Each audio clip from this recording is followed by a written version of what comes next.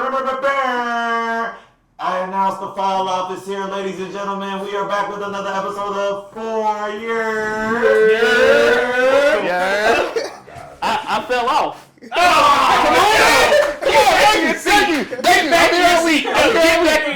Thank you. My bad. That was too much. That wasn't it. So No. I had asked that one episode, and now you. No, that was Yes. super. You know why? Because I pay rent here.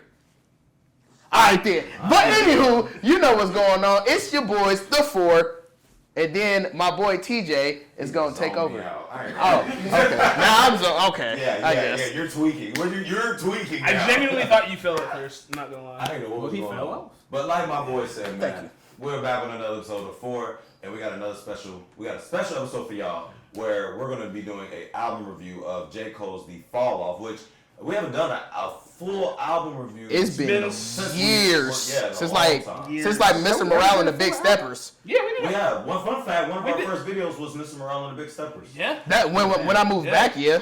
No, we did that at his crib. Yeah, that's what I said. That's when I moved back. We did that one. We did one at We the did MRC. Revenge of the Dreamers 3. Yeah. That was one of our first That was ones. at MRC, wasn't it? Yeah, Yep, that was one of our I was thinking first No, ones. no, how far we've been. But we about to get these introductions popping. It is your boy TJ. I go by TJ with the shots. You know me, Jacoby, aka your friendly neighborhood Snorlax, in the building once again. It's your boy Adam. SS Trado. It's your boy ASAP Jubilant. I am in the cut like me trying to dodge the bullets after the let out, which we will get into. AKA Ron Hill's biggest villain. All right, villain. Oh, Velen is crazy. Can't be the hero. About to start calling it Well, I'll make it Bonneville. home. Okay. Bonneville. Bonneville. I am a normal citizen, guys. Ooh. A normal civilian. That Please might be ignore your these new contact individuals. name for real. No, literally. Stop sign. But yes, like I said, we are about to jump into this deep dive review of J. Cole's The Fall Off. Y'all already know I am a big J. Cole fan, so Show him the hoodie, bro. come on, man. Dreamville in the building, man. I got the shirt on underneath, but I ain't gonna do all that. But we got the Dreamville hoodie on. By the way, Adam knows this hoodie because we was slanging these hoodies at the Dreamville Fest one of the years. Real Hey, Cole but- fan. Fiends. Come on, man. Hey. I'm happy, man. It's been, 8 years in the making since he KOD. announced the intro to The Fall Off back on 1985 off of KOD. Yep. And the timeline has been crazy because Cole has been literally gassing, talking about this project, putting it out in the air. The Might Delete Later comes out. Well, I ain't gotta say the all season was really like the interlude, getting into the prelude, and then we go to later than the rap war. By the time the rap war happened, it was like, what will the fall off look like? And then out of nowhere, like sometime last month, this man comes out because Cole don't post or tweet for him. He pop out when he ready. Yeah. One day on Instagram, we all got the same notification with the trailer, and I said, we are in the end game, y'all. We're in game. I said it's time. I didn't even know it was gonna be time. I'm like, because again, it's hard to know when he want to move. It does. And he chose February 6th, aka 2/6, which is native to his hometown, Fayetteville, North Carolina, and which I thought was really dope. Shout out to my cousins. That. And from there, the album. Well, he does the Birthday Blizzard 4-pack on his birthday. On his birthday, yes, in January, which was really dope. He spit over 4 tracks with like Locks beats, some Bad Boy beats and stuff like that, where he just went crazy. He got in his bag, his New York bag. He got in his bag. Now he got in his Duffy. Jadakiss gave us a warning, and then it came out. And it was like, crazy. But with that being said, that is some of the summary of what leads into the fall off. If you don't know the concept of J. Cole's The Fall Off, he posted about how it's a double disc album. Yep. And I'm iffy on double disc album. I'm not gonna lie, this was a big move for him. And I think, and I'm only reason I'm iffy on double disc album because they sometimes they can be very hit or miss depending on how it's done. But getting more into it, disc 1 is mainly about him being at age 29, and it's his return back home to Fayetteville at this age where he's already done made it, he's successful, but he realized the city has changed, the people he grew up and knew, life has changed around him, and it's him trying to adjust to this new updated fame, but also still trying to be grounded to his roots at home. Yes, I was going to say, and to put it in perspective for y'all, 29-year-old J. Cole is like in between Born Sinner and like 2014 Forest Hills Drive. Yep. So like, if you go back and listen to those, to then listen to the album now, as I was just put on to like 10 minutes ago, it makes so much more sense. So. And then this too is Cole pretty much doing the same thing, but at age 39. So he's much older now. He's currently 41 years old now. But, you know, he said he made the second half due to the events of the rap war where he felt inspired and wanted to add more to the fall off. There was a lot of music made in this whole X amount of years process for this.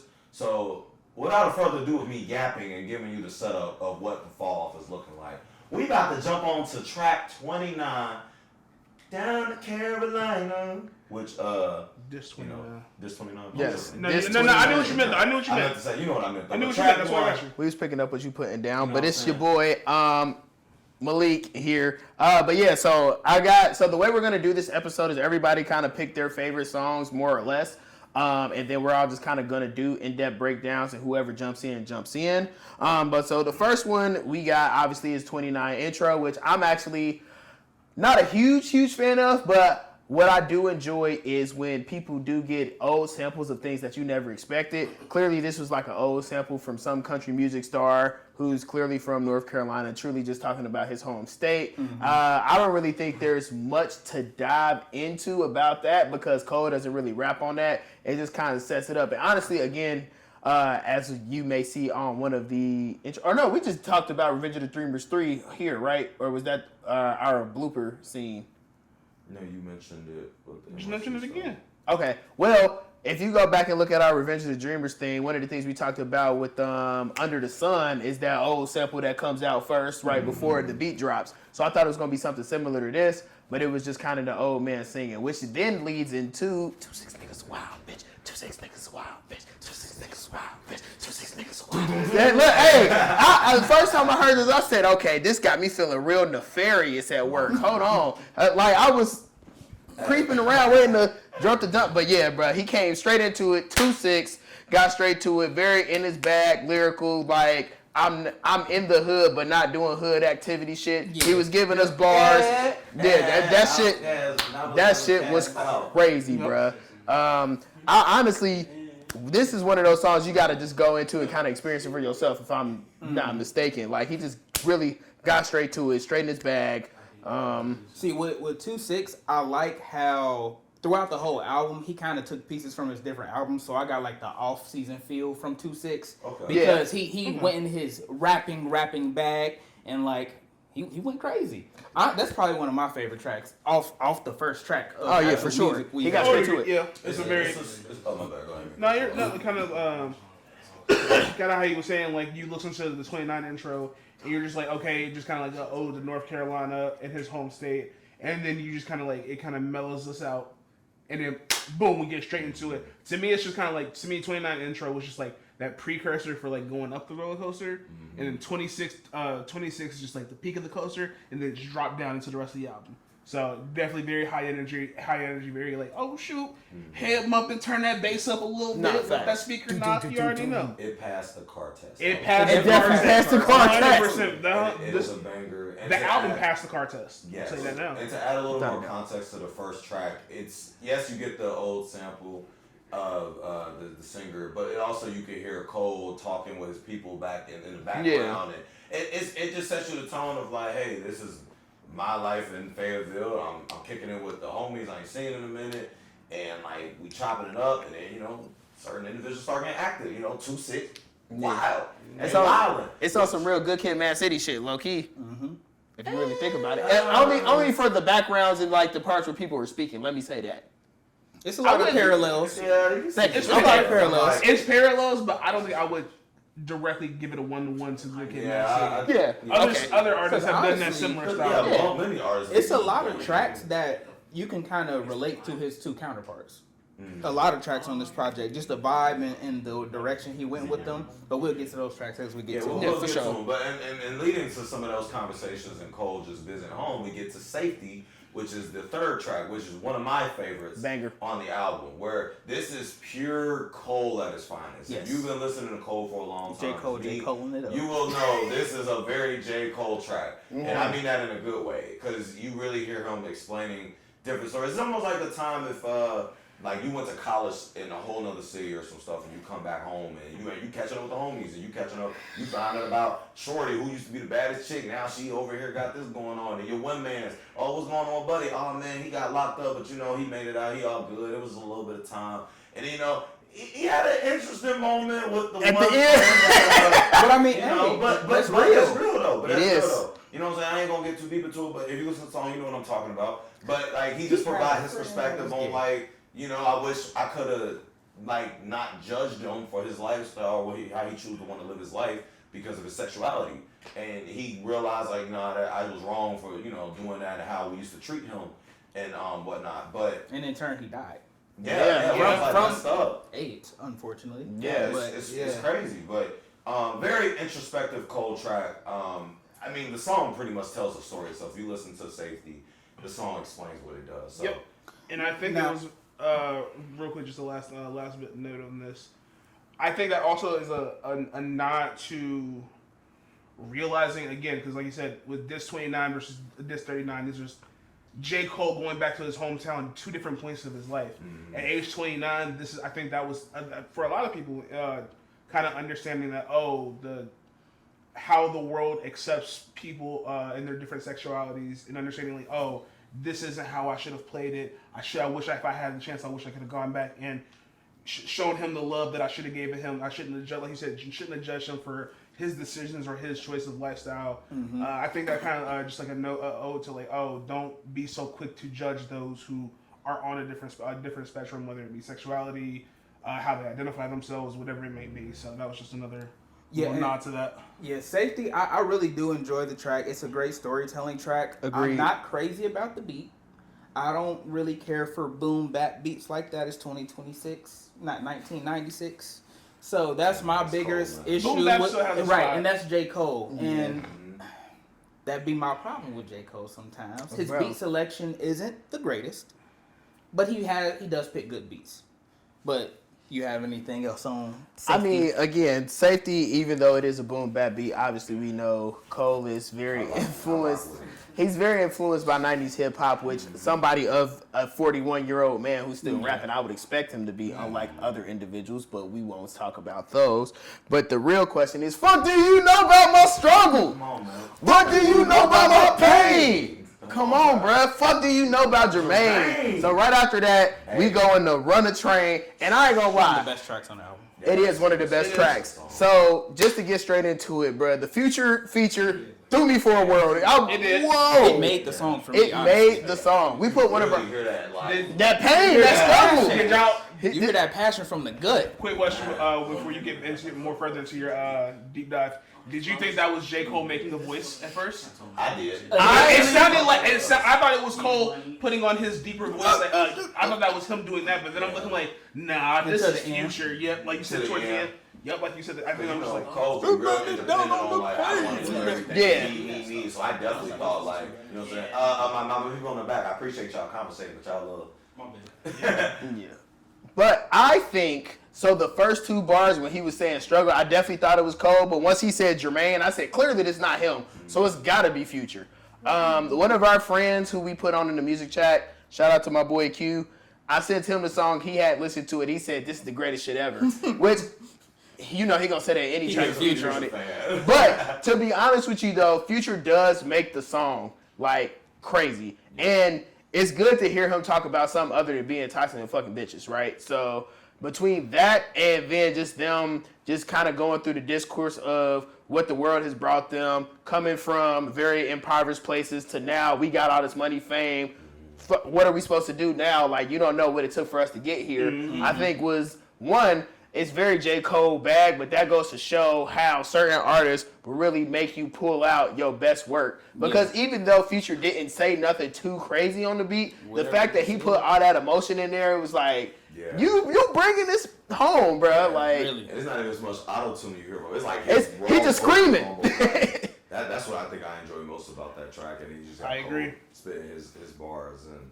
Yeah, it's another top track for me. Like, it's up there. Future definitely did. It bangs. Yes. It bangs. And then that transition into I'm in the Ville punk, bitch. Come on, man. Come on now. I enjoy Poor Thing. What's the things? It was funny because when I first heard Poor Thing, it was like I was curious to see how, because it's like, how do you follow up Run a Train?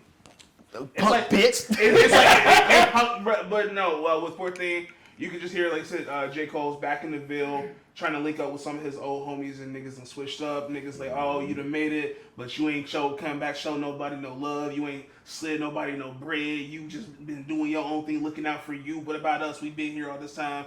What's going on? Like, why ain't you? So what's you want to fuck with us no more? Type of deal. But it was just, dude. This first half was just. To me, this first half is my personal favorite, more than the second disc, but we'll get into that later.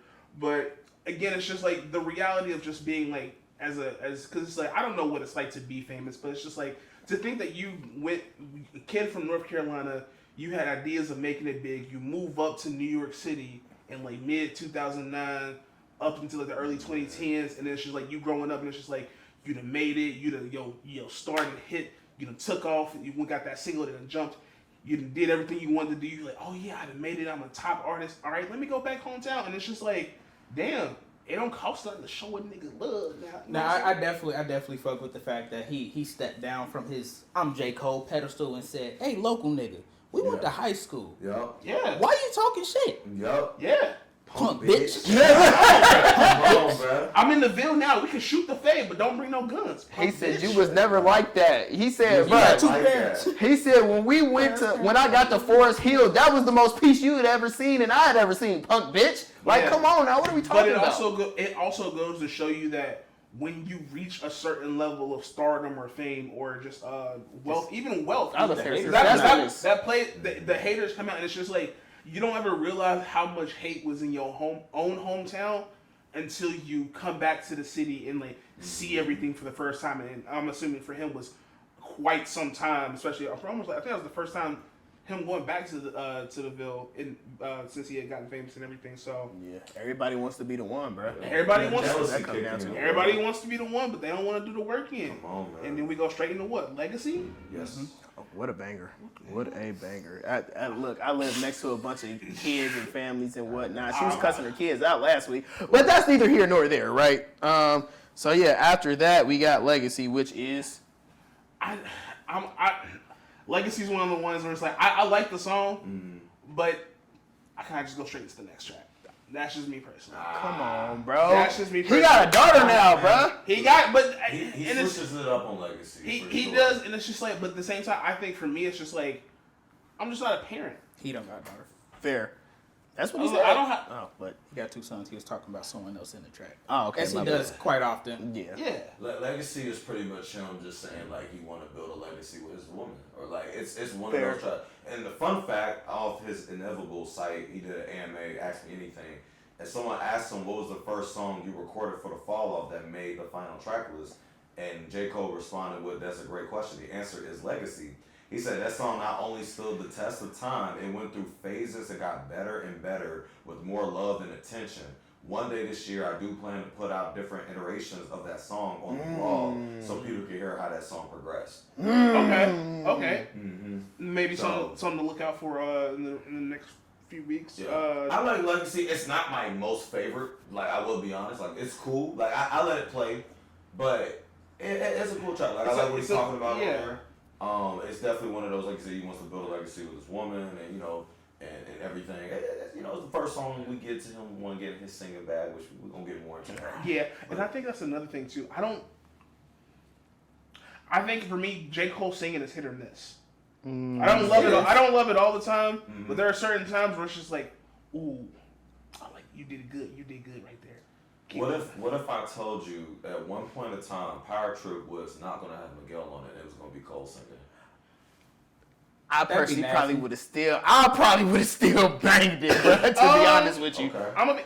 I probably still would have still listened to it I would've. only because So when I listened to his Inevitable audio series, he talked about the story of making that song, and he was very hard-headed on like, nah, I You want need to a do the singer. singing. And even his homeboy Eve was like, dog, I think we should have somebody sing the hook and you just do the verses. And like, he finally caved in. That's when they got Miguel. I mean, that's somebody who he has had But success originally, with. So Power Trip was not gonna have Miguel on it because And it's funny Cole was because- so like bent on. No, I want to do everything. I want to do the product. I want to do everything from the I ground could see up. that. that probably would have been one of the. I think that might have been one of those tracks where J. Cole singing would have probably been like, okay, Yeah, I definitely think so. just because of the style of the beat. Yeah, because another thing Cole is big on is like this album, The Fall Off, is what he wish he could have been able to do on his first. Meaning now he got free range to do what he wants. He ain't gotta go off the label and try to chase the charts, try to find that single, try to in those days. So this is why we get to hear different tracks on this project. Interesting. Hey, remember, Freedom of Jails clips is born to Baby B and murder same time. A man is murdered the beginning and end. As far as rap goes, only retro I explain my plateau and also what defines my name. Long live your idols, may they never be your rivals. Come on, man. Niggas wasn't there when Nas Down dropped, bruh. Once in had heat, but we're going to continue with The Fall Off. So Yes. we all agree where we feel about Legacy, so we're going to move on to one of my favorites. One of the bangers. Bunts Roll Blues. It's a banger. Well, Future and Tim's. She was on that It's bitch. pretty much Tim's song if we're gonna keep it. It is. It's For really sure. Future and Cole and Tim's really. I love this song. I love the Alchemist beat. Yeah. Alchemist went crazy. Alchemist Per cooked. usual. Cole did his thing, I think an interesting line where he's like, I don't even want this role, fuck J. Cole, wish I want to kill myself. Like, I think that's him kind of expressing like, I'm just done being just Cole, I want to move on to other things, which I'll get to that later. And then like you get Future does this Usher interpolation of 7 o'clock on the dot, I'm You know? in the trench With a baby, it's you.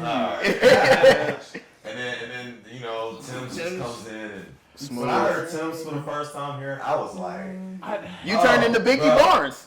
relax. But I definitely was like sitting there like, yo, because like they have he was on her first album. He was. Yeah, on Free Fall. Yes. He had a whole verse on it, which it got overshadowed because nobody was really checking for Cole after the whole rap battle, blah blah blah. Yeah. Rap war, whatever. But I always knew that track was dope. But this, I'm glad to see them. They need to do more songs together. I'm cool with this. Whatever this Cole, Future, Tim shit, do more of this. It's quite the trio. It is. That is definitely quite the trio. I'm here for it. I thoroughly enjoyed this song, and it's one of my favorite songs. Yeah. I think I would have liked to see a little, maybe like a small 30-second Future verse, and then go into the Sims. Well, technically, his part is a verse because it doesn't repeat. It's a little bridge because he yeah, does I'm 7 o'clock on the dot, and then he adds in a little extra part afterwards. Yeah. I wish it was longer though. I do wish. I definitely think I wish probably would've wish it was heard longer a because little bit more from Future on that. I've seen some people say he was just better off not being on that song. if I his part was don't that agree with short. that. I don't agree with that either, yeah. He I like helped it. a lot. I He like did. that part. He helped a lot. I think that like I said, we just saw what he did on his first feature. Man. To me, it's just like, okay, I'm not mad at you. You followed this up with another feature that was only a couple songs later. It's not like we went into this 2 to hear the second Future verse. It was just a couple. I was Two Future. now that was Okay. I think that was the most surprising part because even on the first song, I think to me it was just like J. Cole and Future are probably like on a spectrum. J. Cole over here and Future over here. Definitely a bit of polar in just opposites. in terms of them ever working together on a song. Well, the last time they That did was doesn't Red surprise Leather me. off of God. Still Don't Trust You. Damn, I Off of forgot Future about that tape. song. Oh my god, and I love that song. Now I say that's a banger. I Because forgot about What that. I know noticed about that about song. Future, although he puts out a lot of drug music and fucking bitches music, Yeah. a lot of like the rappers fuck with Future. Yeah, Yeah. bro. He's But on the Mount Rushmore. I was gonna say I think it's also because they know what Future has done for the game, quite literally. Yeah. Yeah, as much as like it's nothing he says, that nothing he says goes a long way. It does. Yeah. And it's shown his entire career. He don't be saying shit, but No, when he he don't. say shit, The way- he be saying Yeah, you shit. saying, hey, come on, man. Hey, his fingers. Shout out From Future. the They dress, listen. the style, the sound, Future has had a heavy influence, and You do. I think it's people are finally starting to, well, at least the rappers are starting to acknowledge that and getting him on their albums, whether it's a feature or an actual verse. But yeah, His fingers was itching for the paper. But Malik, I have a question for you. who the fuck is you? Come on, man. Hey, who the Jump right fuck back is you? into it. Cole was curious about Oh, who man. the fuck these people was. Man. Spazzing out once again, Out the way, talking his it's real. shit. Come People was through. trying to come at him per usual. But guess what? It ain't never phased him. It never does. He gets to talking his shit. And I feel like that's a brief synopsis of everything that pretty And much the that song beat was. flip on there is crazy. It was. Honestly, I Crazy. prefer the beat switch than like the beginning of the song. I'm not mad at that. I like the beat switch more. I'm not mad at that I'm not mad either. at Because that. it's definitely a lot more. Yeah, It's a lot more bass, a lot more kick bass in that second half. Why you not bobbing your head? Right. He said sonically. I was just like, yeah, like sonically. What's sonically? Hey, But yeah, bro. To be honest with you, dog, I really don't have too much to say about it at this point. He said, "What is it? Heavy?" They crazy. said, "Like it's get deep, like give me on." I said, Yeah. "That's a bar. That's a bar. That's a bar." I was like, Come on now. Come on, And then man. coming off of the track, Who the Fuck Is You? It goes into drum and bass. I like where it. it's another story piece. It is. Because he's in the club, he's going through the club. Hey, what up, everybody? You know, I'm back in town. Party for me being back in the Ville. He even sees some old work that he ain't get to work with, but now he's trying to work with. And when he was doing that, niggas was hating. Oh God. So like as you hear the track, you can hear like certain parts where his little background voices trying to talk to him while he's like trying to have this conversation. He like, bro, move. And you know, Move around. of course he's just trying to have a conversation, but you know niggas be salty. So someone fan you off, hey, I'll talk to you later. Bro, go on, hold on. Put it on my face. And you know Working. that progresses to the end of the track where you hear that gun cock when Nah, someone's facts. going in there, which kind of leads directly into the next track. Unless y'all had something to say about I- that, because the beat selection's I fire. love the production on it. It's great. Yes. I really love It's it. probably one of my favorite tracks, but Cole slid on it. drum and bass is personally a top 5 beat in my opinion. On the just from the album, just from the album itself. That's like one of the top 5 beats in my opinion. Nah, I feel you. Which leads to, in me and a few other people's personal opinion, the best song on the album. Ooh, will we survive the let out? Will we survive? A lot of niggas are saying that this is the best song on the album, bro. I don't know if I agree with that, but I like this. I cannot agree with that. A lot of people are saying this is my favorite / best song on the album. You Can can I say your favorite, but hey, it's the best. Look, It's your favorite, yeah. I like the direction he went with it. It was different. It was it was a risk-taking type of song. so somebody I know says the song is polarizing, and I think that's a good way to describe sure. it because it's either you really, really like it or you hate it. Yeah. Like there's It's no no in between. That But concert though, It's okay. plus, so kind of like to what we've alluded earlier already, I do enjoy when Cole harmonizes and or sings, but he doesn't try to like hit high notes or shit. He just hums, but like a better version of Kid Cudi, right? Plus, I think we all at some point have been in a let out that may or may not have, gone off. Now up north we call it parking lot pimp, but it's the same thing, basically. Go outside after the function. Me and Tim do it every Wednesday. So You make it sound like I'm outside. no, after the ring. No, literally, after the ring, we just chop it up with a few people. We go home. You feel me? We do not stay out for whatever the antics are. Also, I seen somebody said that song should have been in Centers. I'm not disagreeing with that statement either. It was That definitely. would've I definitely been felt. a great I felt the vibes of it. I can see that. But it's basic. very grandiose. It's not like a normal track. It's one of those tracks that builds up on itself. It is, and I also think just even the concept of him harmonizing "Will We Survive the Let Out" is that's a very real thing because it's just like it's interesting to see how you can turn a concept of like going to a party or going to a function, and then it's just like especially with North Carolina in Fayetteville, because I know they've had very high crime rates over the past several years, where it's just like, damn, I'm going to a function to have fun and hang out with my people. And now it's like the turn into the reality of, damn, I gotta be able to make sure I survive getting out of this function, getting to my car safely, and getting home, ensuring that nobody's gonna try and run up on me at my car or try to jump me as I'm making my way, or maybe waiting for a ride, and now I gotta watch my surroundings.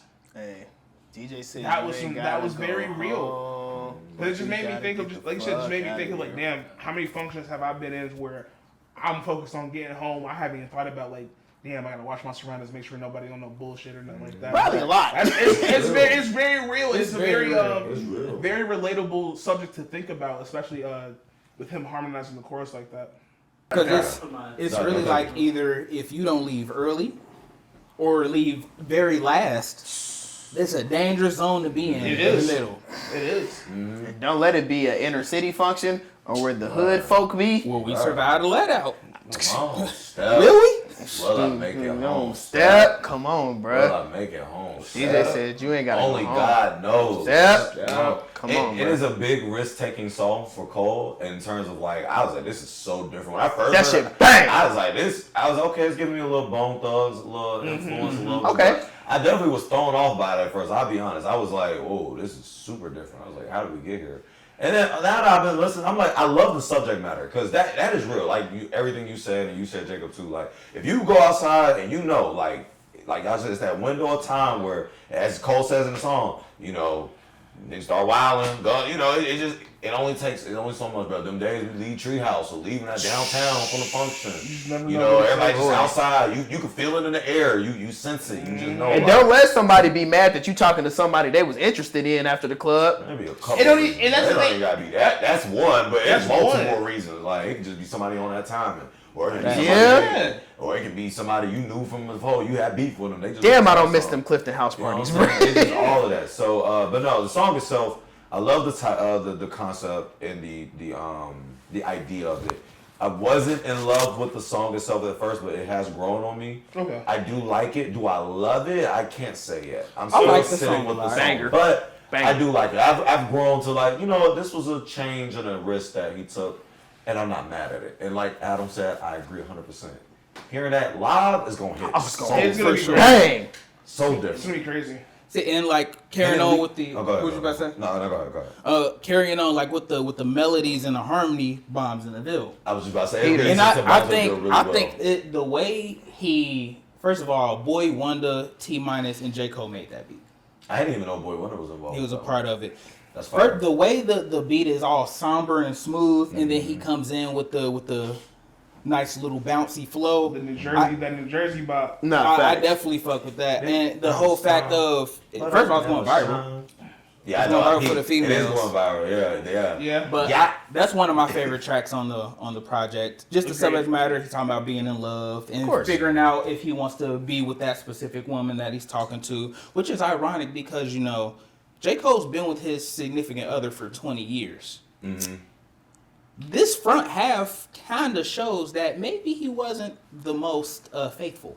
He's discussed having lust, like issues of like his faith and being faithful to his woman and stuff. I can't say, I don't know if he's fully said if he, done the deed or not, but he's definitely talked about struggles with, dealing with the fame, women coming his way. I was saying that makes sense. He outside, but he also was like, I'm trying to. And that's kind of like what Legacy, when he talks about like I'm looking, I'm trying to come back to you, I'm trying to get back to my thing I had, and that song, that's another one that when I first listened, it threw me off. I'm not gonna lie, I was like, all right, what are we doing here? Like, what is and then we get to the Grippy Part 2, but I like this better though. I do. I like this better though. It's a vibe, but for me, where the track shines is that last. Yep, I was just about to say, the last verse. I love the last last verse of that song when he talks about passing the iPhone and when he travels, he talks to his older self. And honestly, I feel like this is the turning point in the album as a whole where you can tell we're about to get ready. Starting to push it to 39. His older self. And and I don't know, that verse hits for me like every time. Like I've grown to like the song play. I don't mind the first two parts. The first two parts hard. It's about you heard that. Let's run away. He hit that bitch. Let's run away. It's a good song. It's cool. It's cool. But that last verse is what does it for me though. Yeah, and it kind of alludes to the last track as well because on that the Bombs in the Ville at the very end of it.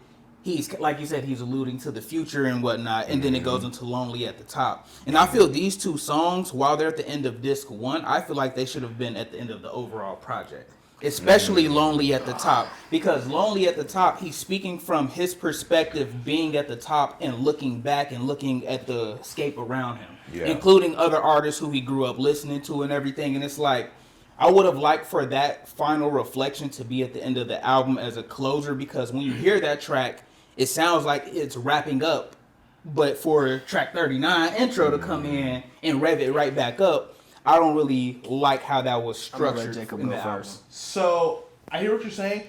To me, I look at it as Lonely at the Top it is a conclusion, but this is a conclusion of him leaving his 20s to enter into his 30s. Because, and the reason that I say that is because and I want to double back real quick, when you look at Bombs in the Ville and how he's talking about like, oh, I'm not too sure if this girl's the one for me or if this is my end all be all, that makes sense for somebody that's at 29, you're ready to go in 30. That's like, that would be considered for most people the prime of their life. Like this is the sweet spot of it. And at that point, yeah, maybe for 30-year-old J. Cole, maybe this isn't the person I've been with her for so long, but it's just like, sometimes when you're in a relationship for that long, you might not realize there's going to be a point where it's like, maybe you get so, you've been with this person for so long that's just like, damn, maybe I do want to switch it up and maybe I do want to shift my scenery around. And I say all that to say, to me, Lonely, like I said, Lonely at the Top is a conclusion, but I think this is the conclusion of his mindset at 29 going into 30, because I think at that point, he still has a lot of his career, like he's still in the middle of his career, like you said, Born Center in the 2014 Forest Hills Drive, and I think he was just like, okay, maybe I'm wrapping up this chapter of my life, and now I understand what I'm going to be looking for as I move into the 30s and beyond, and that's how we get into revving it back up with 39 Intro, because now at 39 Intro, we're looking at him going back to Fayetteville. After pretty much at this point, he's at the end of his career to a degree, with being the follow up being like, so it's just like looking back at it, it's like, okay, now I'm back in the Ville. It's been almost 2 decades later. I remember going to New York for the first time and dropping Young Simba at 19, and that's another thing. And I think that's another thing is I'm curious to see how It's a Boy is going to be stylized. Because I didn't realize that okay. That's the thing we getting at? Yeah, we are. He confirmed it. Yes. And this is what, because now it's interesting to think of it like this. You're a young artist going out of your comfort zone and stepping into New York at 19 years old. You come back to the Faye a decade later, achieve what you think is the pinnacle of your success. You think you done did it all, you done got all the money, you done got your girl, you done traveled the world, you done seen and done things that people would never think to be able to do in their lifetime. But yet you still realize at 29, shoot, I thought I had what all I needed, but now I'm realizing that what I thought I had isn't what I need to sustain myself forward on. And then we get to the realization of that with 39 Intro. Going back, looking at the compilation of the mixtapes I dropped at 19 going into my first studio album. Now we're at the end of all of this, at the end of an era. Now it's just like, damn, how do I start the end of the era for me in terms of the fall off and beyond and what that looks like. And I think that was the culmination of going from Lonely at the Top into 39 Intro. That's just my brain and how I thought. But yeah, I'm not going to disagree with that statement. I also feel like, to the point that you were making earlier, Lonely at the Top, again, him being 29 between freaking Born Center and 2014. Thank you for that. Got you. You got to think, at that time, I think Nothing Was the Same had also came out. But between that and 2014 Forest Hills Drive, the big three, or everybody that they said, wasn't nobody really putting out no like crazy fan down music. Obviously, we had Because of the Internet, we had 10 Days that came out, and a bunch of other beautiful rap albums and stuff, but nobody was touching 2014 Forest Hills Drive. So he was truly at the top in 2014, 2015. So I think that is kind of what you said, a perspective. Okay, I see some different perspectives here. But my point in saying all this is I genuinely think there was nobody that was not listening to 2014 Forest Hills Drive. Sure. No role models is still being played like it just dropped yesterday to this day. So I feel like that also shaped some of the perspective for that track list. Adam clearly has something he wants to say. I was just going to say To Pimp a Butterfly came out in 2015. It did. He's not wrong. It did, but okay. Between, since we getting specific, between January 2014 until what, March, April of 2015? March. Okay then. My point. We got a bunch of singles and all that type of stuff, but nobody was putting out a solid project that was touching 2014 Forest Hills Drive. Not wrong. So, y'all perspective on Lonely at the Top is very interesting to me, from yours and Malik's. And Adams. I like Adams in terms of I would not mind this being at the end of 39 intro because to me, Lonely at the Top sounds like he's talking like now. Right. Like I don't even look at it from early Cole. I look at it from now Cole of him looking more. And when you listen to the lyrics, he's really talking about. He wishes like, okay, I'm in this spot, I'm in this position. I wish some of the guys that I looked up to or have the same drive or passion, but they end up also falling off or stop making music, or why did they stop making music? And I know also the young guys are going to want my spot at one point. And it's the cycle. And it's like he's losing passion for it. Yeah, and he's like he's asking himself these questions. It's like he's reflecting. Right, that's why a lot of reflecting on the game. But do you feel like you, as a 29-year-old, don't do that now? But not at the way that a 39-year-old J. Cole would. Because you can hear the maturity in his voice. Yeah. You can hear, like, for example, he said the younger people are trying to come up and take my spot. And eventually y'all going to get there. Mm-hmm. But right now I'm up here and sitting at this spot. Mm-hmm. Damn. Some of the greatest people who I looked up to, they fell off. They fell off to the wayside. Yeah. And they not up here no more. So that's why I understand the phrase now, lonely at the top. Because I'm at the top and who else up here with me? Yeah, the other two dudes, but they don't fuck with each other. Nope. One fighting for his career back, one at the top of his game, but we probably not even seeing eye to eye right now. Yeah. And now I'm just looking at the scheme of the game. The old school people who probably like Jay-Z and the Ye's and the Nas. He's like, I wish I could teach them how to love the game again. Like, well, Nas is doing his thing, but like some other individuals that he likes too.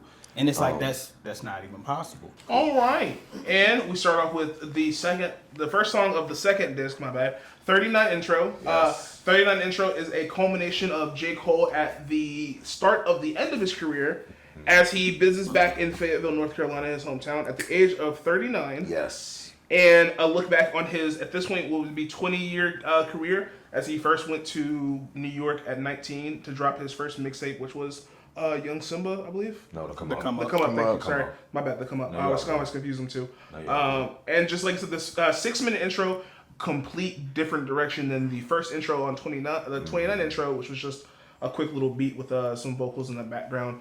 But again, this first song is just J. Cole reminiscing about his career coming full circle and realizing that, all right, the start of the end of his career, what do I want to accomplish in this last fourth quarter moment? What do some things I want to do in terms of just, like you said, in terms of just settling down with his family, settling down with his wife, hopefully having some kids here in the near future. Maybe that's what he wants.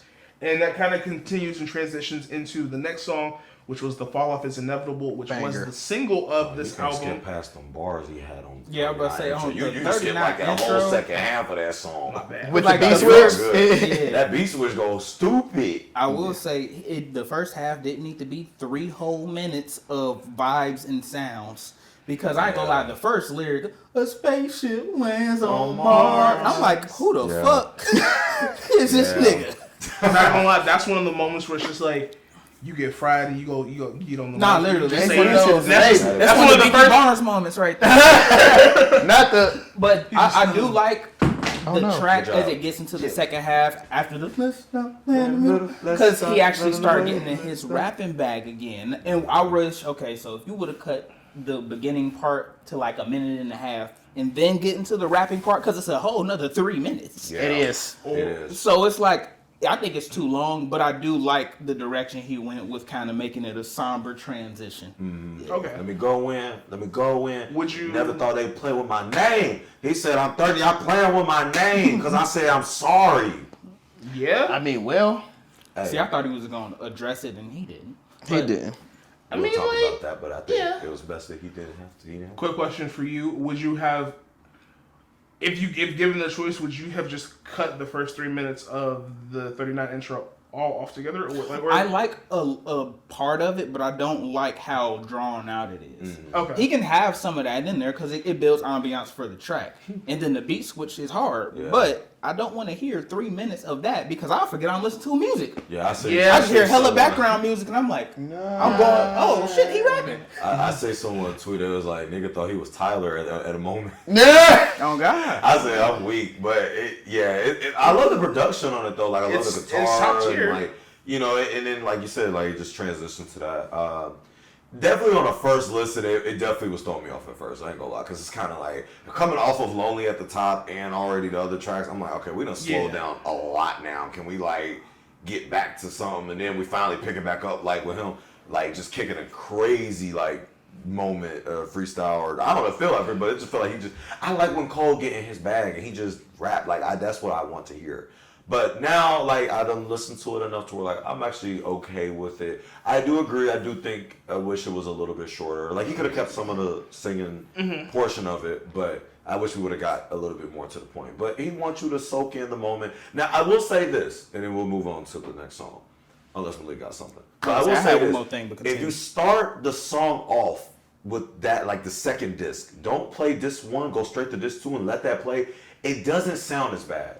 Now that I've been playing the album on repeat, I actually don't mind it, but I have played it just, okay, let me digest just this, the first half of the album and then the second half of the album. If you just start from the second half and let it play, it actually is not that bad. Just a quick piggyback off of that, I think 39 intro should have been the intro to the album. I'm not mad at that. Because the Carolinas cool, I understand you paying homage, but no. 39 intro should have been the intro to the album into 2-6.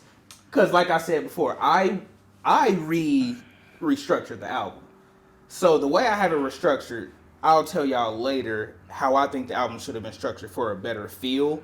I understand the concept, but it doesn't fit all together sonically for me. Because it seems like the front half is top loaded heavy with him rapping, and the second half is kind of loaded with him taking a step back and less rapping. But I'm like, it's more introspective. Because I'm like, at 39, I would think you would be even more so rapping, but again, that could be his evolution that he wants to probably move into. So let me ask you this. Do you feel like there is a world where he could have did the 29 intro for like maybe a minute and then threw 39 intro after that into 2-6?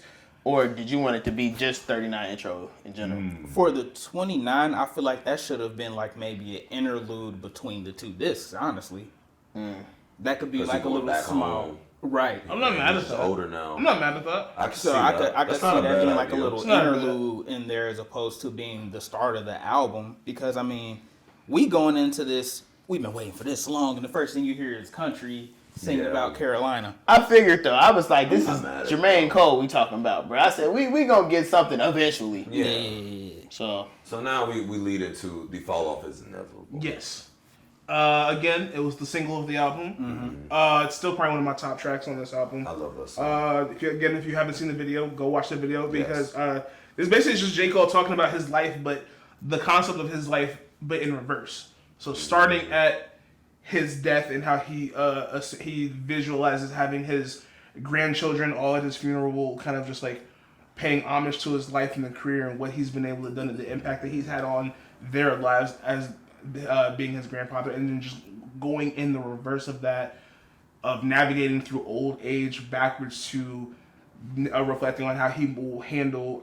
He made it seem that like this is where, to me, I'm thinking, nigga, you had the kid already, right? You've had to, because it's just like two of them at least, and it's it's crazy. It's interesting. It's like he gives this perspective of like watching his wife going through childbirth and how he was able to be supportive of her, and like how he like what he was able to do on his part, and just his own experiences of handling childbirth, into going to meeting his girl for the first time, going back from take the wood and ring off. Yup. I love that part. Going back even further, and now we're navigating his career and just like going to like being at all the spots, promoting his album, being with the homies, you know what I'm saying, going through the transition, and even just transitioning, just continue to transition further back of just like, all right, back and moved to New York for the first time, young kid from the Faye.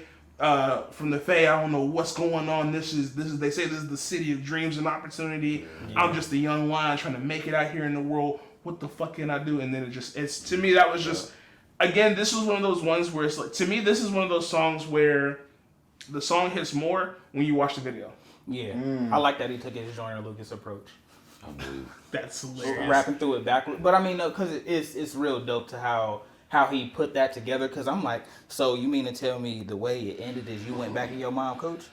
Well, he said to my soul, to my soul. Yeah. I mean, but even him saying the lyrics like, my dad walked in my life and it cleared up a hurt. That was something that he expresses a lot, like his dad leaving on his mom. And it's just him seeing him come into his life because it's in reverse. So that was. I think what's impressive about the song is the fact not only he's rapping in reverse, but he's still keeping the same rhyme 4-bar. Like he's still keeping it consistent. It's scheme. It's not broken up. He didn't switch. It kept it very consistent throughout the whole song. That's really hard to do. It is. Like that is not something you can. Not every rapper can do that. Yeah, keep that same scheme while still telling that story in that way. And it's really an ode to Nas, because Nas has a song where he kind of does something similar like that too.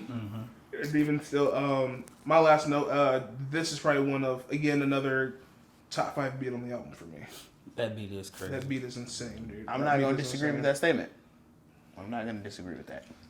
There's a but there. I was about to say, do you have? I would have to really sit down and listen to every beat again to give you that. But I genuinely just love the fall off is inevitable. I'll say it more so. I say when I say top 5 beat, I'm more so mean just like one of the like. Okay.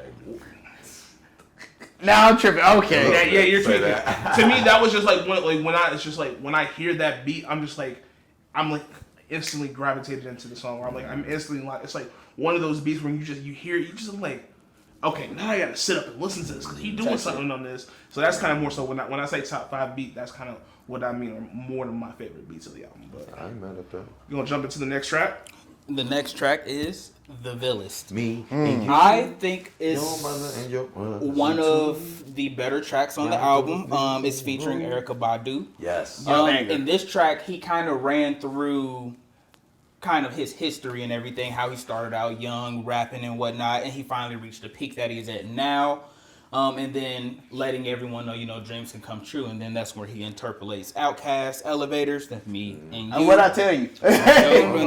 Cousin too. Come on, man. And I like how he did that. The second verse is it's darker because he kind of gets into the self-doubt of rapping and how the industry has kind of turned and shifted him.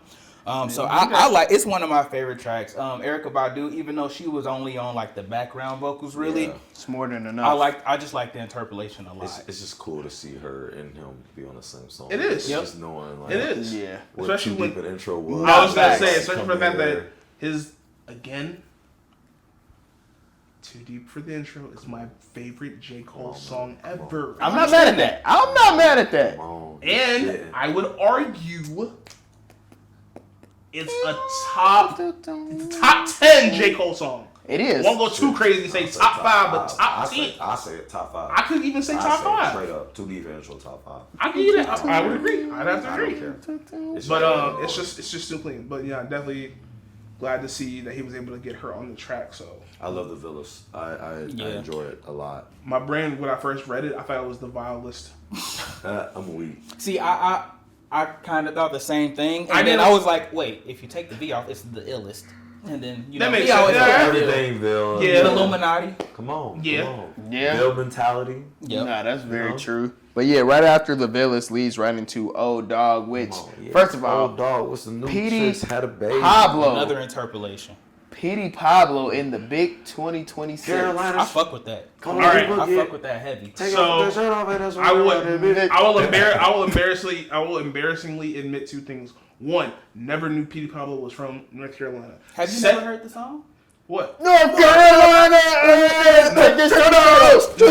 Let's put it right there. No, because, and that's what I was gonna say. This leads us to the second part where one, I didn't even realize that was Petey Pablo because I think that's what I'm saying. Because I think the only 2 Petey Pablo songs that I probably ever listened to in my life was Freak a Leak and Goodies with Sierra. Not facts. That's about it. That's about it, respectfully. Not that I just didn't know. I just didn't have my information about Petey Pablo. That's all I have to say. Take his shirt off. But that was a really good song. It was a good song, but like they say, to the old, to where it was just like spin your shirt off, all that shit. It felt very 2003 if 2003 had been brought into 2026. Yeah. Like, he definitely pulled out some old bags. And I could definitely tell on that song, Cole was kind of happy to be where he's at. It's like, I'm doing a song with Petey Pablo. Like, yeah. So, yeah, that was very good to listen to. And just, he just passed per usual. Like, and if you peep, it passed the car test every time. If you peep Old Dog and Who the Fuck Is You have the same beginning. They do. It's the same start. First time I looked, I had to look at it like, what they the same song tracks? There's parallels for sure. Yeah. So but Old Dog definitely. Shout out my boy Kale. Kale put it in the music track as it was a banger. totally agree with it wholeheartedly. With some new tricks. Yeah, it was. Baby. That shit tough. So Yeah. And then we go to one of my favorites, Life Sentence. banger. This, I come on, Adam Stable. Continue. Should appreciate this song. You know what I'm saying? Because you locked in with your woman. You know what I'm saying? I love the DMX interpolation. You know, or you gonna be like, oh, Drake did it better with Nas, or you with me, or whatever. No, I like all the interpolations, but I noticed that, again, a correlation with all the big three, they kind of do the same thing, but in their own way. So I'm waiting for Kendrick to do his version of it, because he gonna do it at some point. Hey, we'll see. I hope so. But no, Life Sentence is awesome. I really love the storytelling on the song, and like I really liked how he just explaining how, you know, and that when we talked about earlier about, like, you know, Cole dealing with his issues of commitment or like the lust, or should he actually fully commit to his woman, and he finally realizes, like, nah, like, I'm gonna put a ring on this, like, this is the best decision I make. Like, this song is really meant for those, if you really locked in with your woman, or you with someone that you want to lock in with, and you want to make it like a life. It's like, I like the play of words of like someone doing jail time. But I'm like, why would you correlate something that's supposed to be happy and good to prison jail? I mean, like, locked up, is that good? People make drugs sound fun to do.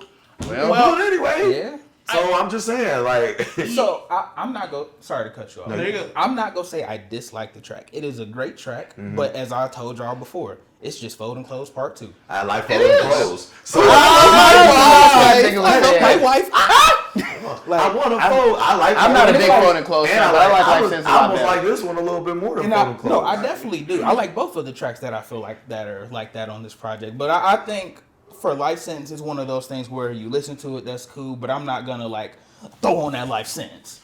It ain't my first track I'm going to pick, but when I play it with the album, I love how it flows. Like, it definitely flows. It's I like the vibe on it, and I like what he's saying on it, and I can relate. Yeah, to some degree. And I think, and my last little note with Life Sentence, I think it's more so just making the correlation of just like, I'm locked in with you regardless. Yeah. You know what I'm saying? Like, I'm down for you, you down for me. We in this motherfucker together. You with me or what? Yeah, and that's just like, I think in terms of having the grand scheme of people understanding the correlation, then it's just like, what better way to treat it? Because there are people that be like, hey, I'm with you till death do us part. So in a sense, that kind of is a life sentence, because you're choosing to spend the rest of your life with this person. Come on. And that honestly goes perfectly into the next track, Only You, with Burna Boy. Yep. Because this is just a double down of just like, this is the one for me. I Part 3. It is. Come on. It is, but it's really good because it's just like, he's just like, all right, I done found my one. I know that no matter what, rain, sleet, snow, or hail, if I need you for whatever it may be, I can call on you, I can rely on you, I can trust you, and you've always got my back. You've proven it time and time again. Even when I was down bad or when I was shit out of luck, you came by, you supported me, you lifted me up, you told me everything's gonna be all right. And it's just like, I only have my eyes for you. And this is kind of just like I said, a solidification and double down of just like, big words definitely just big words. That's all good. That's all good. George Bush didn't leave me behind though. But it's just like, no, it's just like a doubling down of just like, I know that since you have my back, I can trust you to be the mother of my children's. I've accepted fatherhood. Now I'm in this new stage where it's like, like, fatherhood is some new shit.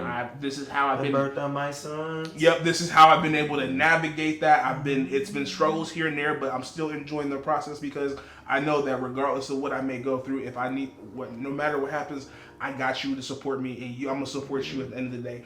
And as much as I don't, it's very hit or miss with these type of features. Burna Boy was amazing on the track. I like Burna Boy's he hasn't missed on too many features, I'll tell you that much. I think it's just because I haven't like gone and listened to Burna Boy's music on my own time, where it's like I only really hear him for features, so it's just like sometimes it hits, sometimes it misses. But he, like you said, he's been on a good run with features lately, so I thought he complimented the song well. I love when J.Cole those vocals, but sometimes you just gotta have a real singer to come through and harmonize for the one time. So do you like the way that it's structured on the album with Life Sentence, then Only You, or would you have preferred there to be some distance between the tracks? I'll be honest. I like Only You, but I think Life Sentence does the job better, and I feel like I would have been cool with just Life Sentence. Yeah, they're both not necessary. I like Only You, but if he had not put it on there, I would have been okay. Yeah, I feel like Census does the job well enough to where I got the point. I agree. I would also maybe in a perfect world maybe find a way to combine them. Combine the two. Yeah. I think more so just kind of like combine the two or make it where it's just like this is the first. They're the same song. It's just there's that beat switch in the middle, and then that's how we separate two. Kind of like how Bombs in the Village hit the gas. It's all one song, but it's split. It's split with the beat change, and then obviously you have Burna Boy on one as opposed to the other. But at the same time, I could also see it. I could also be with, like I said, Life Sentences just fine as a standalone track in terms of the message and nature of what he's trying to say. Oh, yeah, I kind of agree with you on that. Yeah, I also feel you could probably change one out for the other. Like if it was just Only You and not Life Sentence, I think we would have been cool with just being like, oh, this is Fold and Close Part 2. I wouldn't be mad at that either. Both aren't necessary, but I don't hate. Fold and Close Part 2 and 3. Y'all it is, bro. Is it not? I understand why he's saying it. Funny to me. Mind you, I'm not a big Fold and Close fan. I was never a big fan of that song anyway. That's unfortunate. That song sucked. No, it doesn't. It's okay. Hey. It's a good song. I put it right with Hello in the garbage. Nope. Stop. Hello. I don't be folding. But honestly, and it's like, but this is the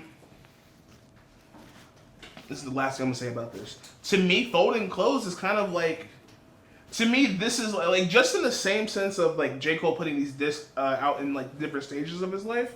Fold and Close, Only Life Sentence, and Only You can kind of represent different stages where it's just like Fold and Close that's more of I'm really rocking with you. I think I could see us being together long term, but I haven't actually made that commitment. So it's just like I want to fold close for you. I kind of want to do the temporary kind of light stuff for you just because I care about you and I want to be there for you. Now you get into Life Sentence where it's just like, okay, my bad. I was right but wrong.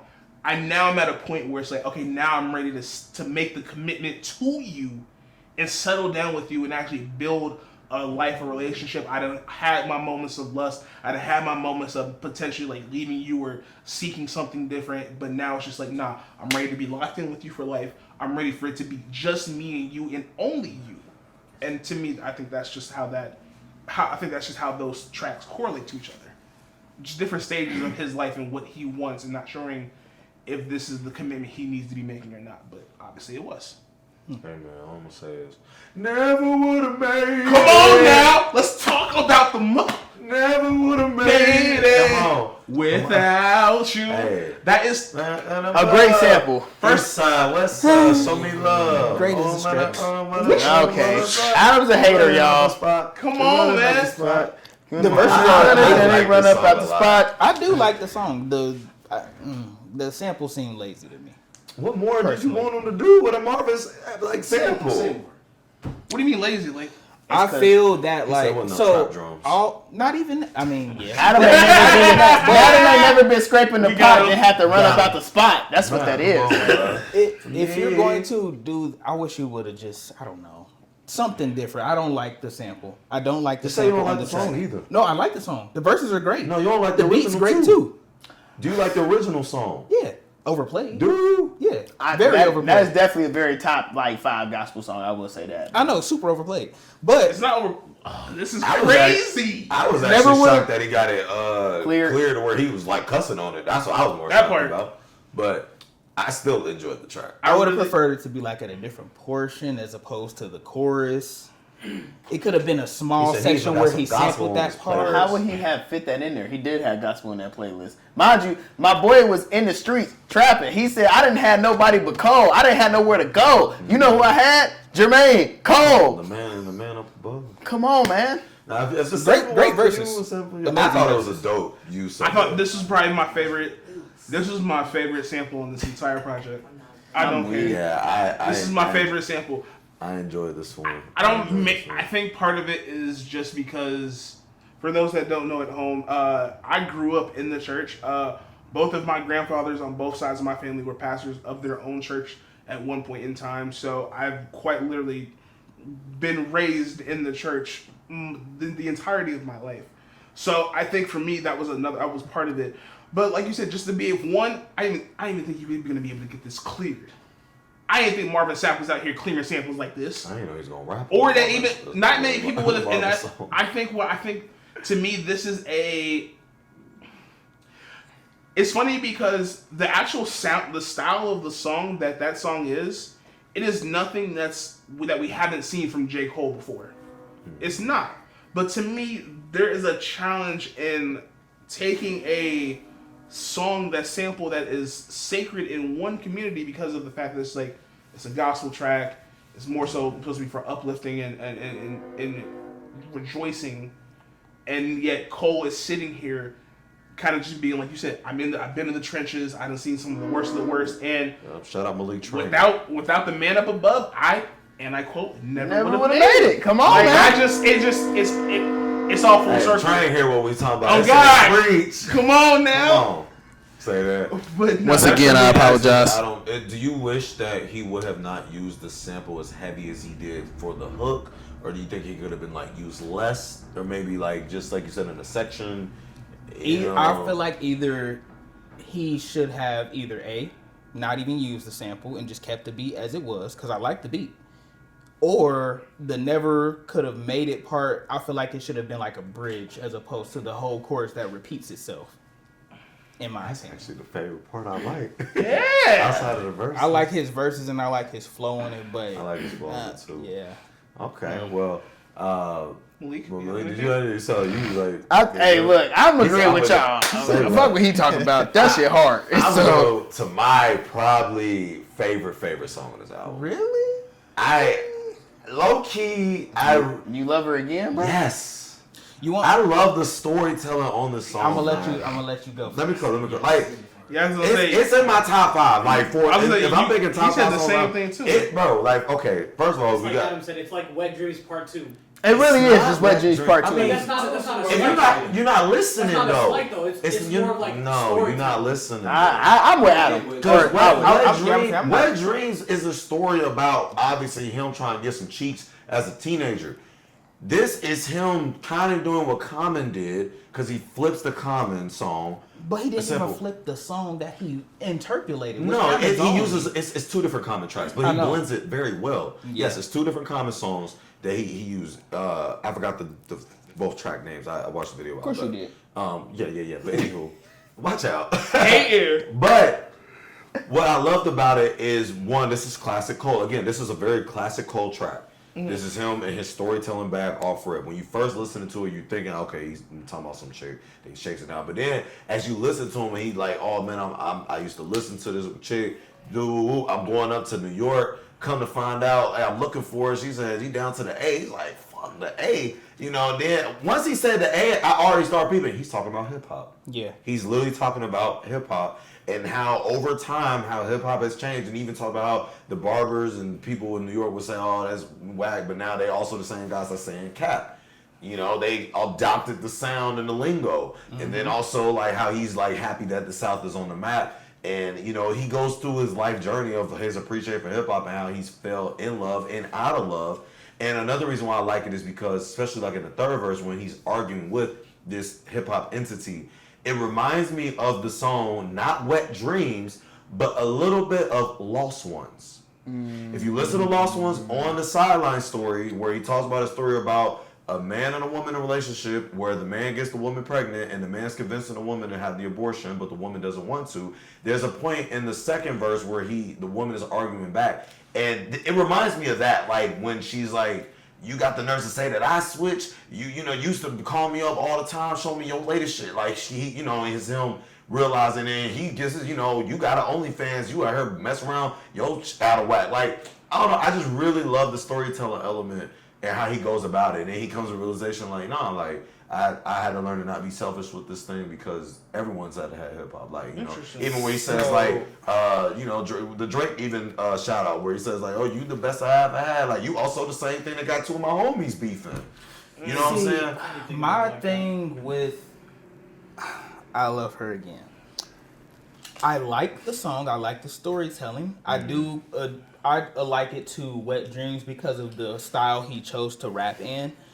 But here's my but, and now this might just me being a hater.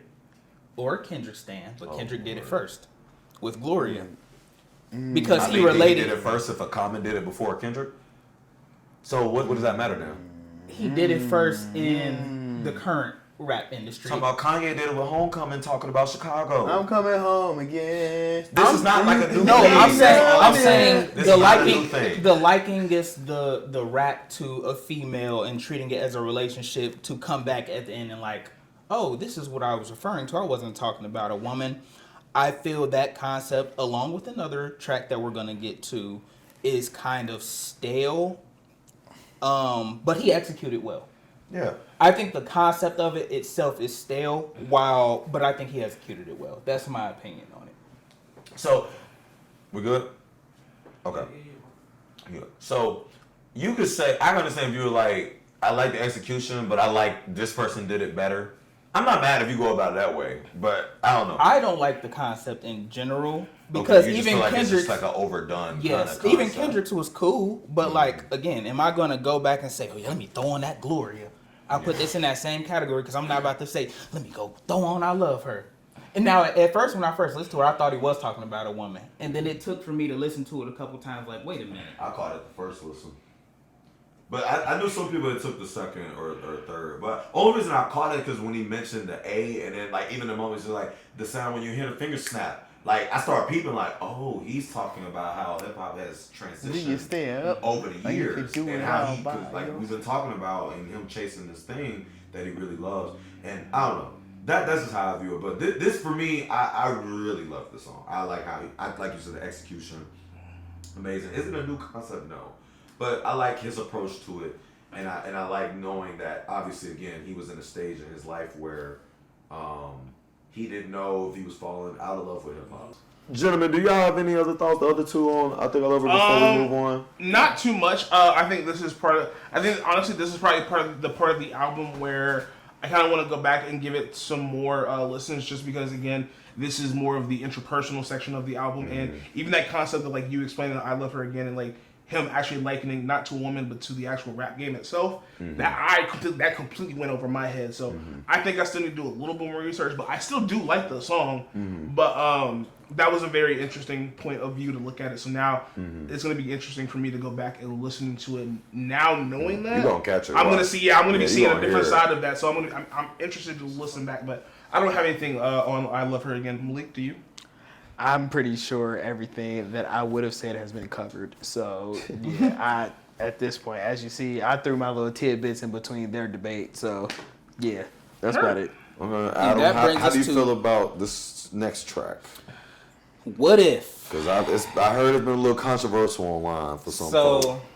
Haters. If you all haven't listened to the track yet, which you should have by now if you're watching this, What If is the track where he rapped from two different perspectives, Tupac and Biggie, and he had them essentially apologizing to each other because if you know a little history on the issue, they had like a phantom beef. They never beefed personally, but the people around them and then the influences kept on putting them towards each other. But they never at the core had a problem with each other. Even when Hit 'Em Out dropped, it was because he thought Who Shot You was about him, which it wasn't. It was just a track in Tupac having to get shot. He assumed it was him, etc., etc.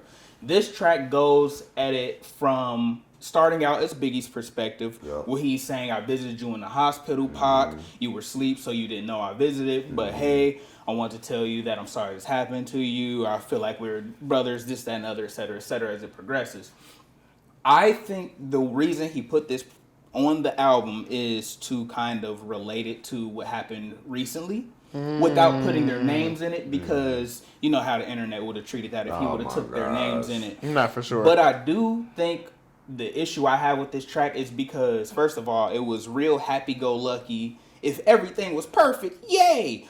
But I feel like he should have added like a third perspective being his own as opposed to just rapping from theirs, because I think that would have tied the whole track in together. And I think, honestly, if he chose to do like a track talking as Kendrick and Drake, and he put his third perspective in, I think that would have went over well because he finally put his perspective on the issue. Yeah. Because obviously you can tell in the track, he's like, damn, both these people my friends, but if this didn't happen, what if we could have da. And I don't really like that. I think it's kind of lazy. And I think the fact that he chose to do the Tupac and Biggie interpolation was kind of a nod to Kendrick and Drake, because Drake did the tailor-made terrible interpolating. It wasn't a horrible song. Terrible. I see what he was going for. He shouldn't have did that shit. And then Kendrick's reincarnated flip to kind of portray Pac. So that's kind of my take on it. I don't really care for. Again, it's one of those tracks where you listen to it once, but am I gonna really listen to this song over and over again with you rapping like Pac and Biggie? No, I'm not, personally. I don't mind it. You go first. No, I don't. I enjoy the track. Like I said, I don't mind it. It's not. I don't see myself going back to it all the time. But if it's playing in the album, I'll let it play. Honestly, I think him doing the perspective of Biggie and Pac, I think that's the closest that he will get to speaking about the Kendrick and Drake thing. Just simply for the fact that J.Cole has always been a person who doesn't like to speak out of turn or speak in error. I feel like from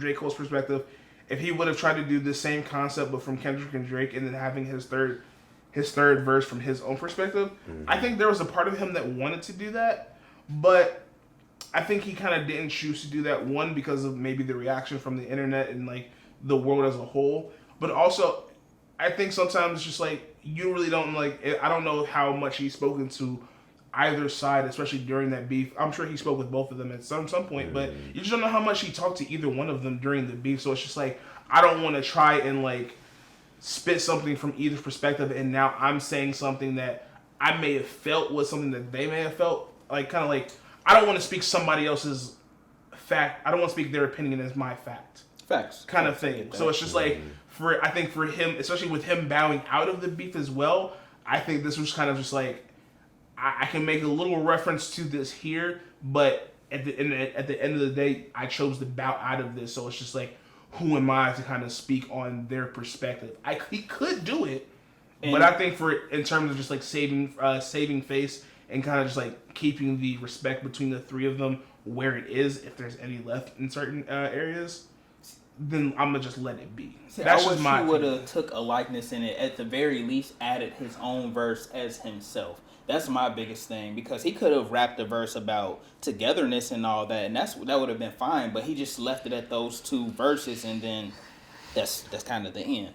Well, okay, and if you put it in that perspective, who is to say that this underlying message is supposed to be about Kendrick and Drake, right? Because also, again, I think a big factor that we're not thinking about is Cole is 41 years of age, which means he was alive to really see that Tupac and Biggie beef. People that he looked up to, obviously, in the rap game, and he probably has held this on his chest for who knows how long, right? Now, I think what recently happened may have just reminded him of that, but as far as to say that may be an underlying theme, I don't know if that's fair, and that may be why he, again, I don't know J. Cole like that, but he may have said, okay, this is the closest thing I can get to it, so let me just throw this out there and then kind of see what else happens. Because, again, he was actually involved, and I use that word loosely, in the Kendrick and Drake beef. So I feel like that may be, I don't know, I feel like the Kendrick and Drake beef thing may be a reach per se.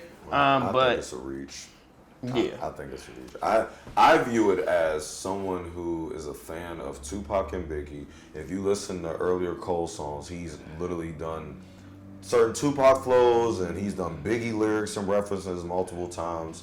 I view this as a fan who wanted to play with the idea of, hey, let me provide a perspective. And I think the only stretch of the current beef is like, well, two of my homies have arguably probably like our generation of that situation. And let me just play with this idea of a what if, you know. Shout out Murray as well. Shout out Murray. I love his hook on that song. Murray didn't even know he was even on that song. So seeing that video of him was react to that. I didn't even know that was Murray. He sounded familiar when I first heard that song. Yeah, I did. And then I found out. I said, "Oh, that's Murray." With a kickback. My bad. Sorry. But, yeah, I don't mind the What If track. I will let it play as I'm listening to the album. It's not my first pick listen, but You're right. I normally when I play the album, I play the album. So I will let it play. I'm not gonna skip it. I enjoy the song. I enjoy Murray's part as well. And I think it was an interesting story that Cole. It's a what if. So for all the people that's like, that didn't really happen, this wasn't factual. It is a what Yeah, he's saying if they would have apologized to each other. That's what y'all need to remember. It's just like the Marvel What If series. I was just gonna like, say that. It's like the DBZ What Ifs. Like we know everything gonna be exactly the same. That's the point of a what if. Sadly, they both would have still died because Diddy was being Diddy. Him and Suge Knight, but that's the unfortunate. They still would have, unfortunately, even if they came together. But moving on to the next track, last three. As you mentioned, Quicksand. I'm weak. This song is called Quick Stop. Great and song. This is probably top 3 on the album for me easily. I'm not mad at that. It's a great song. First of all, when you listen to J. Cole, it's the first thing you think of storytelling. Of course. And this is an excellent story. He talks about how he pulled up to the gas station when he was listening to some music. He was chilling. He was like, fuck, I need some gas. He gets to the gas station. Bro said, hey, I got that loud. I got that loud for you. I got that pack. I don't even smoke, bro. And then Pete, like, wait a minute. You look familiar. Is you J. Cole? And then, but it's one of those things to where you notice that like appearances can be deceiving. When you see somebody selling drugs and stuff, you thinking, shit, what they on? But as the dude came to him, approached him, and had a conversation with him, look, I'm just doing this because I'm trying to get out of a hard spot. I've been listening to you since I was 13, damn near our age when we started listening to J. Pretty Cole. much, yeah. And it really hit home because it's like, if we were able to have a conversation with J. Cole, I think he has it pretty down packed how it would go for people who actually really fuck with him. Yeah. Because J. Cole came out at very pivotal points of our lives. Mm-hmm. So it's like a lot of the music is very relatable. In the after verse, with all that passion he put in that verse. Yeah, he was screaming shit. Man. I said, that's one of them ones. That's one of them. And how do y'all feel about that? I was gonna say, all you people that's getting them free rides with him to listen to the fall off of the trunk, y'all lucky. Y'all are lucky. That's all I'm gonna say, boy. Because man, I drop what I'm doing right now to go try to pull up on him. One as a fan, one thing I always wish I can do is just have like a conversation with Cole. It don't even gotta be even if it's 5 minutes, dog.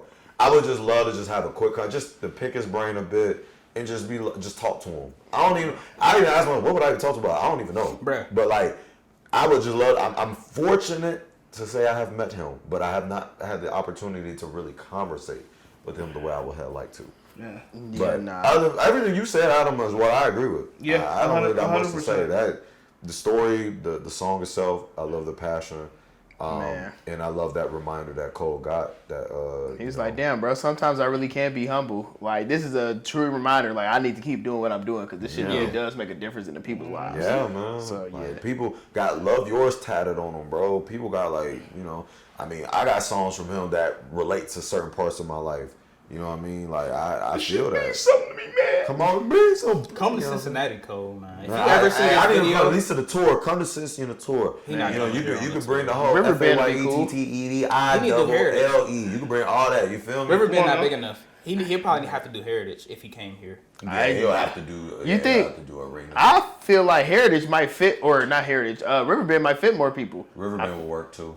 I think you gotta. I say you gotta include the line and the line, and I think it could work. Yeah, he's done it before. Yeah, with Forest Hills, but I don't know now. That was Forest Hills Cole. This is right. Mm-hmm. But I think like this whole tour and everything, it's gonna be for the more diehard Cole fans. And he always done this, and I'd be like, you always go on these super East Coast places. Bitch, we in the Midwest. Come to us. I know, man, but it is what it is, man. But like I said, man, I need him to go ahead and just pull up. Bring the FAYETTEVILLE.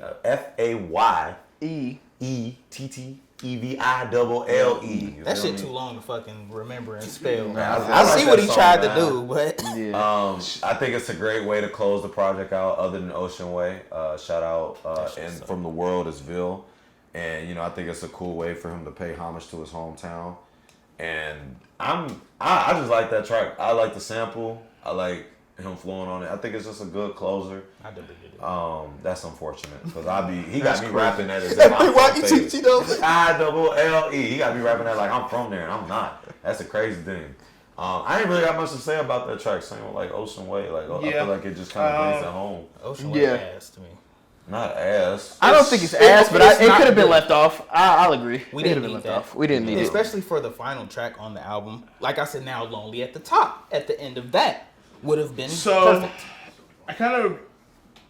I agree with you, and because I don't have too much to say about Ocean's Way. To me, I think Ocean's Way is just kind of like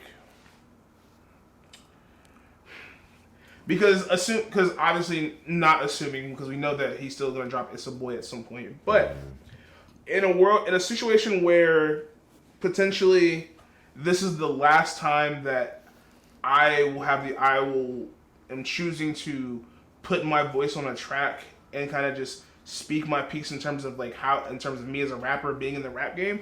I think Ocean's Way was just kind of like a last little almost like having an editor's note.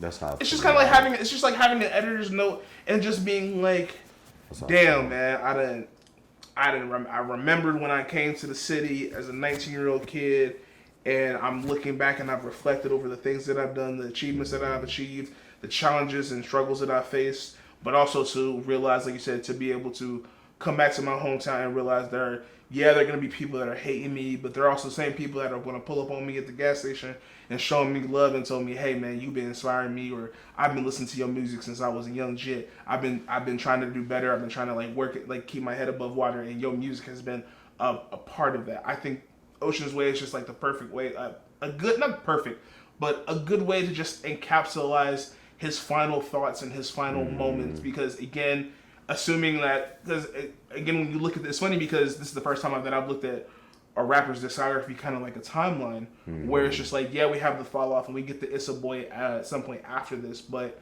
in an ideal world, It's a Boy is always going to be before the fall off because the fall off is inevitable. That is his last project. This is the last time that I'm going to be able to put my own thoughts to pen and paper and produce my own song. So let me at least get my final thoughts out how I want to say it, and that's just literally just a bow on top. I don't think this is going to be his last project. I don't think so. So I got something for that, actually, that you mentioned that. And everything Jacob just said, I agree. I like everything you said. I agree 100% in terms of this is his final note and everything to just his legacy and his career. Now, in terms of will Cole still be doing stuff, back to the Inevitable site, someone asked him, is the fall off really going to be his last project? And he expressed how he said here, my bad, making sure. Oh, here we go. He said, "Thank you, that means a lot. I got a genuine love for music, and the blessing in dropping this album is that I am highly inspired. I have no interest in making more J.Cole albums, but my passion and excitement right now is in producing. I will write, I will record when it hits me, release new music if the spirit says so to do so, but the Fall Off project is something that I will not try to top again." And that goes to my initial thought, because I feel like I told somebody, and it might have been one of y'all. I don't remember who I told, but I said that I said that I do not see J. Cole choosing to drop another project of his own volition. Agreed. Yeah. I see him doing, and I said this too. I think I was talking to you about this at first. I see J. Cole doing feature verses, production, and maybe a single every now and again. Not even a single. I actually think if he were to ever put out more music, how he was saying I will record when the spirit hits me, I think we would just get more EPs like the birthday Blizzard Bash. A quick 2-pack, a might delete later type shit. Yeah, a quick 2-pack, a quick 4-pack, just to be like, hey, just for the strength of it. But I definitely don't see him intentionally choosing to drop music. I do think that this is the last time that we will see J. Cole intentionally dropping music. And now that you said reading that note, just kind of confirms my theory a bit too. Yeah, to go along with that, he also stated, "I want to make beats and produce for other artists. Even if I'm not making the beat, I just want to help craft the vision. That's a big passion of mine that I haven't been able to lock in because for years my focus was on me and my story. I think my gift maybe is even greater when I'm in a more selfless role." Which is another part of why I was saying off camera to a few friends, because one of my friends, he's from Charlotte, and he was like, "Bro, this shit means something to me, man. This can't be the last one. We still got It's a Boy coming." Yeah. I think It's a Boy is scrapped. No, And he said it's still he coming. also confirmed it will still come out. The reason they didn't do it because they put out Birthday Blizzard and this, and they were like that would have been too much music all at once. So they just like we're gonna wait a while. And then we're gonna still release that because It's a Boy is stuff that's already recorded. Yes. It's already stuff that's been done. And it's funny because I think when we go listen to It's a Boy whenever it does drop, I think the nature and the concept of whatever he might be saying, you'll probably be able to date or like be like, oh, this was probably recorded in this timeline. Yeah. Because again, I'm treating J. Cole as, at this point with the way he's been doing this, I've been kind of looking at it like the MCU timeline. Where the fall off is always supposed to be this final endpoint. It's the end game. It's the end game.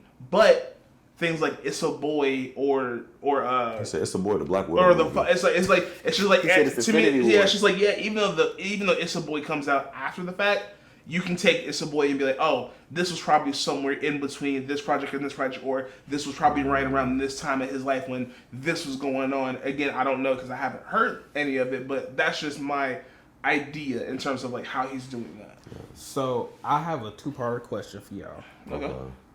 What do you rate the fall off, and where do you place it amongst his discography? 11 out of 10, top 3. Sorry, nah. I will say I'm not going to answer neither of those questions as of now.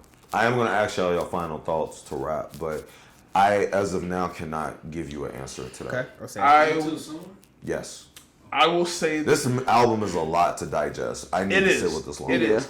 And that's what I'm saying. If I had to give, because and I've listened to it enough, if I gave an early rating, right now, solid 8 out of 10. Solid 8 out of 10. Mm-hmm. And I don't think that I could place it in this discography yet, but I will say in terms of like, if I had to give my my top 5, the fall off right now in early consideration is probably sitting in like the 4 spot. Agreed. But again, I just feel like I haven't listened to this enough to give like a true final judgment on it. So I might maybe put a tweet out or something like that. Hey, this is how I feel after the fact. But for right now, that's just my early that's just how I feel right now. Nah. That can change. Well, I say, me personally, I would, because I listen to the album a lot. I probably have to give it a 7 because I have to get out of my J. Cole fan bag, and that was another thing I had an issue with because I found myself when I was listening to it.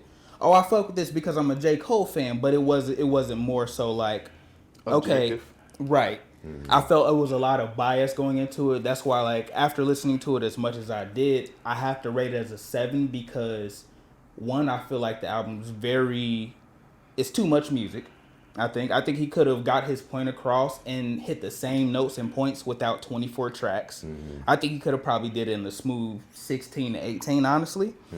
Mm. As far as rating in his discography, it's barely 5, in my opinion. Because for me, my top 3, it goes Off Season, Born Center, 2014. Hold on, wait. Are you putting Off Season above those? Off Season is my favorite J. Cole album. Because I appreciate the level of rapping he chose to go on. He wasn't telling the most stories or anything. He was purely rapping. Really just rapping. And while I do enjoy J. Cole's storytelling a lot, I prefer to hear him rap. I don't want to hear a story all the time. I just want to hear great rapping. So that's my number 1 J. Cole project. But I like KOD a lot too. And I honestly might... do I want to put it up? Yeah, I'll put KOD over the fall off as well. Okay, so we're but no, again, the this is my personal opinion. Yeah, this is his personal opinion. He's losing the plot. I'm not losing the plot because I understand the whole rap and the concept of it, but it's just we waited 8+ years for this. Kind of underwhelming, in my opinion. There's a great list of high points on this album, but I feel like the low points balance it out just as well, which brings it to an average. Mm-hmm. I see what you're saying. I've heard some criticism. So personally, it's in my top 5, but kind of my list is similar to Adam's. Mine is gonna be Born Center, 2014, Off Season, and then the Fall Off. But Off Season and the Fall Off are like right here to me, right? I think overall I give the album a 9 out of 10 because I really only have one gripe, and I do feel like at some point it got a little too long, so it's hard for me to pay attention to like Ocean's Way. Now I can definitely see myself coming back to it and being like, this is a banger. Now it's just kind of there, but again, Quick Stop, fire. Like those last 2-3 songs are good. It's just like, okay, I've been listening to this for an hour and 40 some odd minutes now. But hour 41 minutes on the album is too much. That's very long. It me, my repeats, it don't even seem like an hour 40 no more. Yeah. At first it did, but now I just let it play. But you said I'm giving it a 9, like I said, and I'm putting it in my top 5. So I don't have no rating. I'm gonna just tell you my thoughts. I don't have no rating for it. I like this album. This is a very, very J.Cole album. And what I mean by that, if you are a J.Cole fan, you understand what I mean by that. Like 100%. This is an album of him saying, I don't care what other people think. My people that rock with me, if you like it, you like it. You don't, that's cool. I think I agree on certain points. Like, I think there are some highs, and there are a little bit of, like, somewhat lows. Like, yes, I could have did without certain tracks. It is a more beefier project. But I look at this as like a very just like I'm going all out as J. Cole. I had to get out of my expectations and listen to it for what it was because my expectations at first was hearing more rapidy rap Cole on this, which we did get, but it was more singing than I expected. And then like more risk taken in this. But then I grew to learn to appreciate those, and maybe that's just because that's the fan in me. And I've noticed most J. Cole fans that I've seen. I mean, I ain't gonna lie to the online J. Cole fans. We've been going crazy. We've been going crazy because we don't care about. We know what Kendrick. We ain't even talking about them, bro. Because we just happy about this man just being able to do what he's done, and I think this is just like a big like moment for him, and like being able to work on this and learning about some of his process of the fall off because. You know, this is something that he's been working on for some time. Yep. And I just want to say thank you, Cole. This is a dope project. I grow to enjoy this every time I listen to it. I cannot wait for the tour. And I will eventually have my mind made up on where I will rank this in rating-wise at some point. But right now, I don't want to prematurely give a rating yet. Real quick, though. So do you think that the wave that they kind of been on with the bigger artists such as A$AP Rocky and Don Toliver and even J. Cole, do you think the albums being solely them and you can hear it clearly in the music, you don't really hear them trying to like break barriers or anything, you hear them kind of staying home, do you think that's going to be a trend for music this year? I don't know. I feel like Cole, this is very Cole. And I mean to the point where like he's not even doing interviews right now. He's boots on the ground, selling CDs, doing stuff through his own platform, selling stuff. He's not even like, you know, I don't even think he with Rock Nation anymore. Like he's just it's all him, and, you know. So it's really cool to see for someone like a Don and a Rocky. I mean, it felt like them, but more on a. And I guess you could argue for Cole on a comfortable level too. But I feel like Cole kind of took it to another level in terms of like the way he moving, like this rollout. And post rollout is crazy. Yeah, whereas like Don's rollout was minimal, but the album banged so much, like it still made up for the sales. And Rocky, you know, he just came back and shut it down. He did what he did. That's how I feel about it. To answer your question, but I hope so. I would hope so. To a degree, I hope so. But to me, I think this so far what we've seen this year in music. Specifically, we're going to speak on A$AP, Don, and J. Cole now. I think this is just artists that have kind of like, they've had their time with experimentation. They've had their time with what they know and what they like. And they're at a point in their own respective careers, in all three, where it's just like, I'm comfortable where I'm at. There's kind of no need for me to do anything out of the norm and switch up. Not to say that it's them getting comfortable or it's them like, playing it the safe route. I think this is for them, especially for these three specifically, but more so for Cole and for A$AP Rocky because they both, these are both albums that were highly anticipated from each fan base respectively. I think this is just a show of the artist being like, hey, I appreciate y'all for being down for me as long as y'all have. Let me give y'all what I know y'all are accustomed to and what y'all are accustomed of hearing from me. And I think that's what they've done so far. It can be looked at as playing it safe or being comfortable, but this is just like, nah, for my day ones that really been down with me, especially for Cole, but for my day ones that's been down with me from the jump, that have been with me, that ain't switched up on me through all the nonsense and bullshit that's going on. This is the sound y'all know from me. This is the sound that made y'all fall in love with me as an artist and become a fan of me in the first place. Let me just give y'all more of that. That's just all this is right now. And again, I would like to see that for the rest of the year, but we just gotta see. There's a lot of music coming out this year. Yeah, we got Brent about to drop, Baby King about to drop. We just getting started, bro. Like Bruno about to drop. The big three have all dropped double albums now. Yep, that's interesting to see that how they chose to do them in their careers. Yeah, it is. They're very interesting. Malik, what you got? Any last little comments? Like Tim said, thanks, Cole. If this is the last project, I'm okay with it being the farewell project. Personally, I think he's never missed outside of For Your Eyes Only. Personally, say what you want. It's a great album. Yeah, okay. It's a great album. Swing and a miss. But not a miss. I am very okay with this being the last Cole project. As far as music trends for the rest of the year, we've definitely been seeing a trend of people pushing things out. A lot of unexpected artists have been doing things. So yeah, I think we are going to have a great year of music. So, Whoop. It looks like it is time for us to go to the let out. So we're gonna wrap this theme up.